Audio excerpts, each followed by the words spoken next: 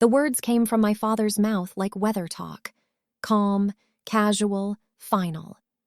"We're taking your office space for your brother." "Hi, I'm Maya. 26, web developer, the family's fixer of broken Wi-Fi, crashed hard drives, and stalled cars. The girl they believed would bend forever." My fork paused, suspended in the air over my plate. Across the table, Ethan, my younger brother, smirked into his soda can.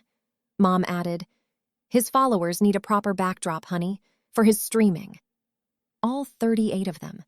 I kept my voice steady, a flat lake. "Sure, I'll clear it out tomorrow." But something inside me folded. A quiet, tectonic shift. That garage wasn't just a room, it was 3 years of my life.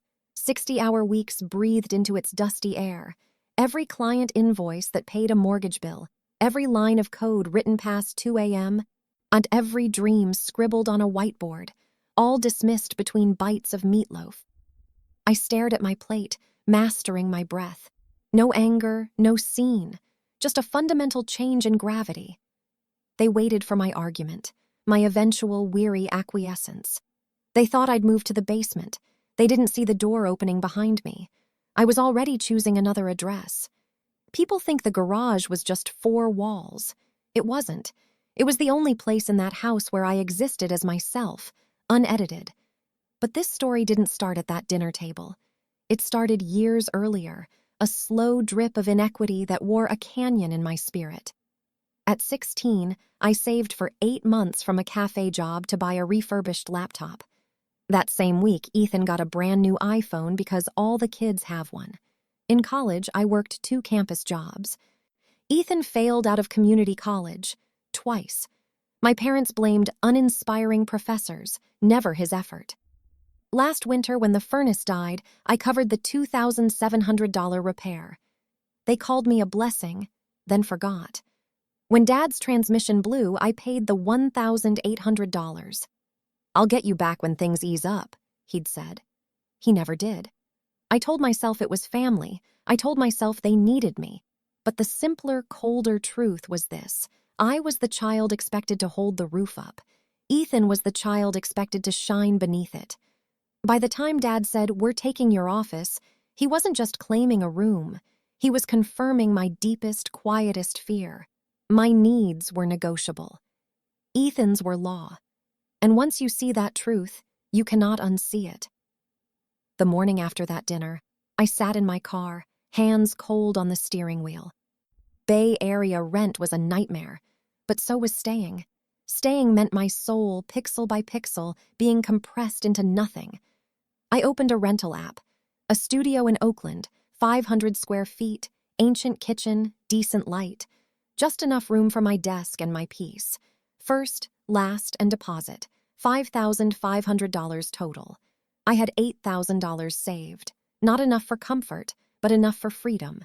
I emailed the landlord, Janet, with my credit score and freelance contracts. She replied in an hour. "Available today. Come see it." I drove there before doubt could catch me. The floors were worn, the walls needed paint, but the silence was profound. No mildew, no shouting, no door opening without knocking. A space that asked nothing of me but the rent. "I'll take it," I said. My voice didn't even shake. Back home, I didn't declare war. I enacted a silent, strategic withdrawal.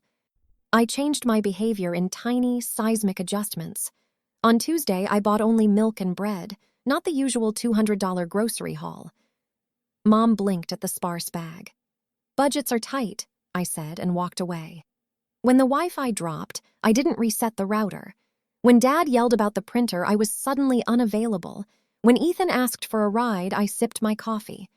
"The bus is right there." He stared as if I'd spoken in tongues. The house ran on my invisible labor. Once I withdrew it, the system began to sputter and choke. The lawn grew shaggy, the sink piled high, the Wi-Fi flickered. Mom grew stressed, Dad irritable, Ethan confused.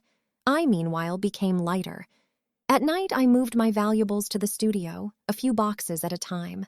My professional tools, my contracts, the archives of my own life. The things no one would miss until they were gone. The real fracture came a few days later. Dad stepped into the garage with a tape measure. "Hey, quick thing," he said, not meeting my eye. "I sold your workbench. Guys are picking it up tomorrow." The workbench I'd built with my own money, my own sweat. "You sold it? Well, Ethan needs a proper streaming desk. You're moving to the basement anyway." There it was. Finally, honest. My labor, my tools rendered communal property. My future, an afterthought. "You'll get some of the money," he added quickly. "I'll give you $100. $100 for my hours, my back, my sanctuary." "Keep it," I said, my voice eerily calm. "Call it another investment in Ethan's career." When he left, I didn't cry. I picked up my phone, opened an app, and booked a U-Haul for Saturday morning. One $60 click. That night, as I pulled my suitcase from under the bed, Dad appeared in the doorway.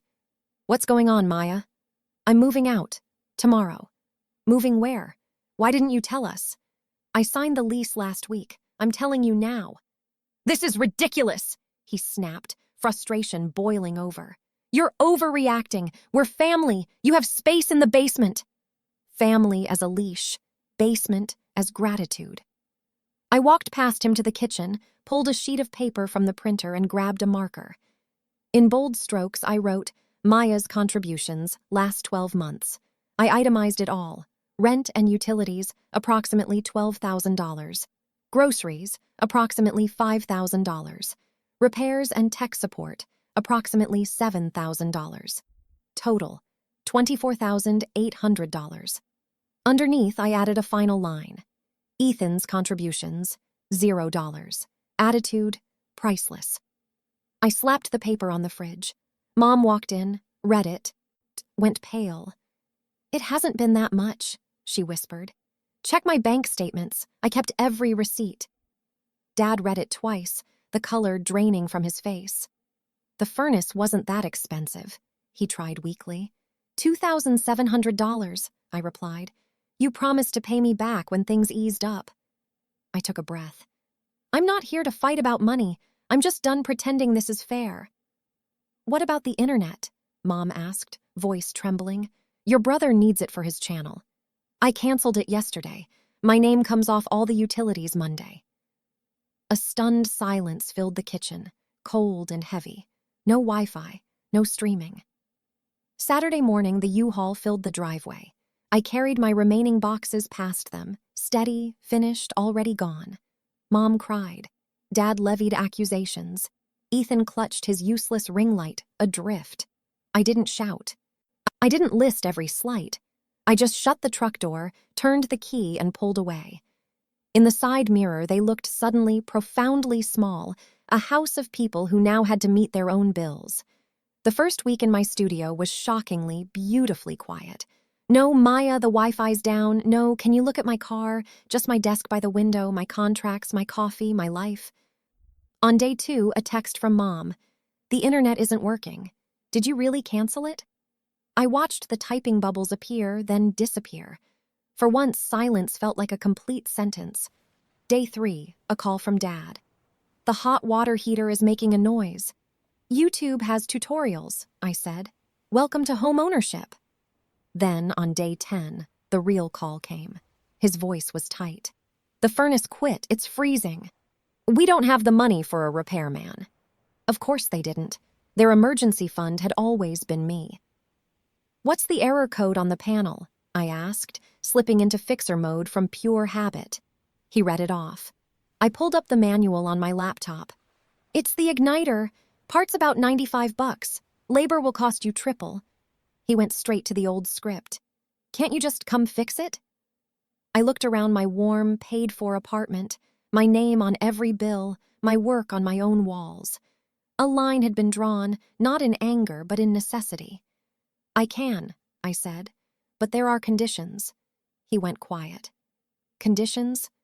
I'll fix it this once.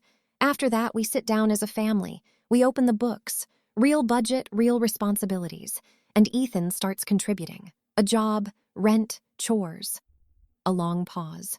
Pride wrestling with the cold. "Deal," he finally said. At the house, the furnace took an hour. A new igniter, heat restored. When Mom started her waterfall of thanks, I held up a hand.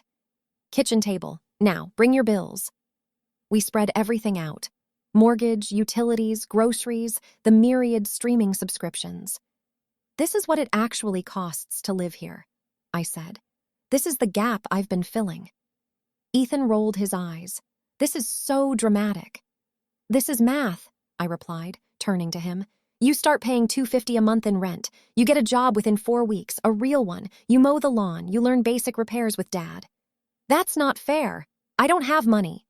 That's why people work, I said, my tone devoid of malice. Streaming is a hobby until it pays bills. I waited for Dad to intervene, to play the old familiar tune. Instead, he rubbed his face, a weary to his bones. Your sister's right, Ethan. Things have to change. The look on Ethan's face was pure betrayal, but for once it wasn't directed at me. I'm not cutting off love, I said, gathering the statements. I'm cutting off unlimited access. 6 months later, walking into my old family home felt like visiting a different planet. The lawn was trimmed, the porch light worked. We had a new rule: once-a-month dinner, no surprise repair requests, no since-you're-here favors. Mom opened the door, her eyes softer. The kitchen smelled of roast chicken, not crisis. During dessert, Dad cleared his throat and slid an envelope across the table. Inside was $500 in carefully counted bills. It's a start, he said. We'll keep paying you back every month. No more when things ease up. Something in my chest loosened. A knot I'd carried for years, finally named and beginning to unravel. Ethan got promoted, Mom added softly. Shift lead at the warehouse. Ethan shrugged, cheeks faintly pink. It's just more work, barely more money. Welcome to adulthood, I said without a trace of venom. When the dishwasher groaned mid-cycle, everyone instinctively looked at me. Old reflexes die hard. I stayed in my chair. Dad, after a beat, turned to Ethan. Can you check that tomorrow? Ethan nodded as if it were a routine he'd known for years. Later that week, my phone buzzed. A text from Ethan.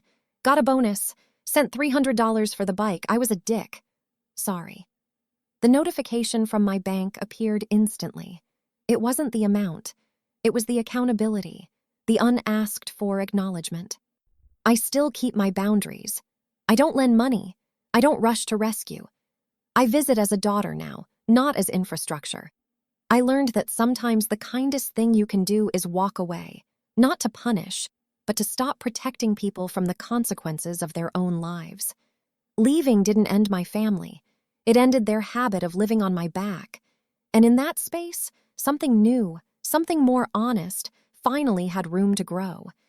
If this story resonates with you, if you've ever been the reliable one, the quiet holder of ceilings, know this: your peace is not a luxury. It is a foundation, and you are allowed to build your house upon it.